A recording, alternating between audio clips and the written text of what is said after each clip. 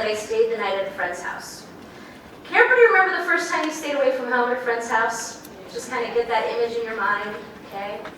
So that first time, you were probably kind of excited, kind of a little nervous, maybe a little scared because it's something new, okay? But if you think about that experience, it's really something that we can all relate to. Yet, it's not often recognized as a step in our development, but it's a big deal. Because it's the first time that you really learn that the world is bigger than just your house, and just your family, and just yourself. As you think about your friend's house, it smelled different, they cooked different food, they had different rituals, they had different phrases that they used, they had different people in their family, and it was all, well, new and different. I remember, after staying at my friend's house for the first time, saying to my mom, Mom, not everyone's house is the same. And she said, no, everyone's house is different, isn't it? And I just want you to think about that. Everyone's house is different. It's very simple, yet it's very true. And there are many things that make each house different. The decor, the time period, our customs, our cultural heritage, things like our ethnic background, our economic background, our religious background, our sexual orientation, and of course, the number of people that make up the family in the house. Whether it be a family that's composed of people that have animal companions, or people that are child-free, or people that have one child or 17, one partner, or 4 or 5 partners. Here, in the bulk of the United States, the majority of homes are composed of 2 partners and 2 children.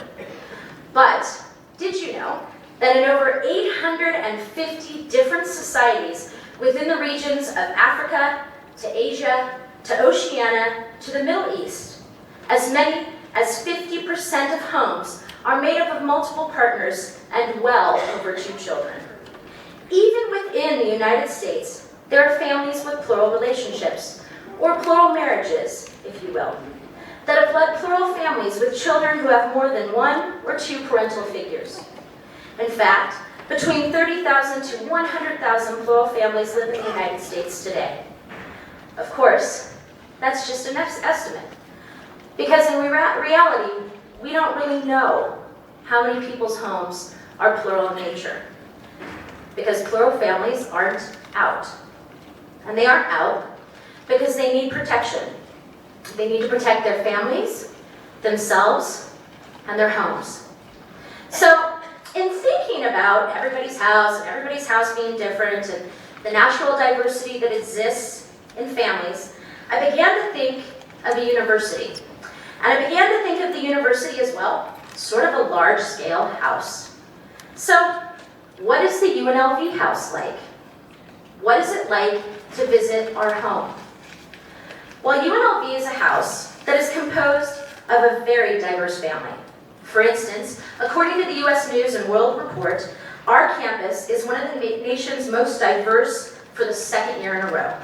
Now, the measure of diversity in this report is primarily ethnic diversity, of which in our house, 51% of all undergraduate students report being part of a racial or ethnic minority. So, how come our house is so diverse? Well, I think a lot of it has to do with how our university has come to understand diversity. We believe it is a community responsibility to welcome diversity in all of its forms.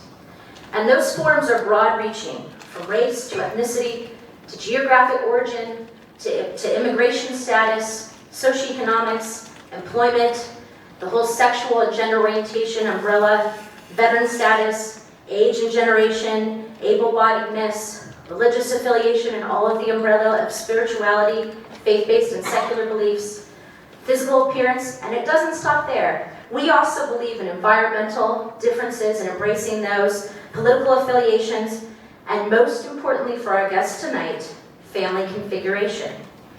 What does all this mean for us, you might be wondering?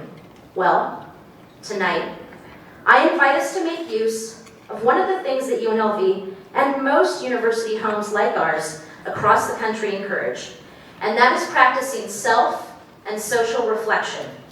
I invite us to experience this panel through the eyes and the ears that we use to see our friend's house for the first time when we stayed there away from our homes.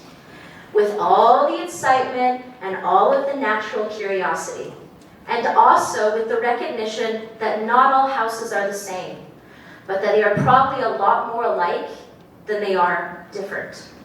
If we can do this, we will have a chance to learn more about ourselves, our families, and our houses. After all, researchers of diversity have shared that through learning more about those who are different than us, we learn more about ourselves.